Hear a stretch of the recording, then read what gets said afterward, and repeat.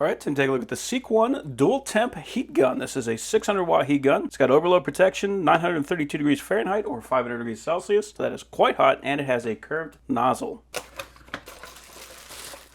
So one thing I can say immediately right out of the box is that this is a smaller heat gun than I'm used to, which is actually very nice because having a big old honking thing, quite often that just makes everything a little bit more difficult. So this thing being a little smaller, it's going to be a little bit more nimble, a little bit easier to handle. So you can see on the trigger right now it has the O, so that means it is off.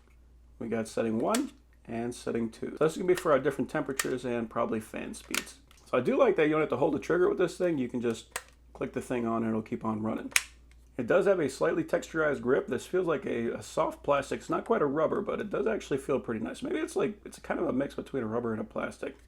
Either way, it feels pretty good. So you can see it runs at AC 110 volts at 60 hertz. So, normal household power. 2-prong plug and a pretty good looking nozzle. And this has about a 4-foot cord. So, not too bad.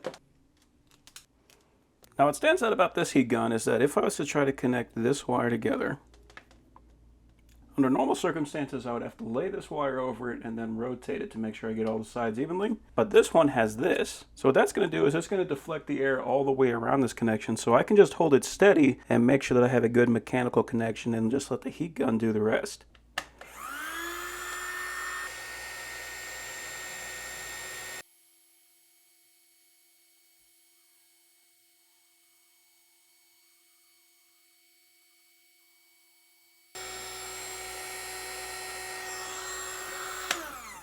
So there we go. So we got good melted solder.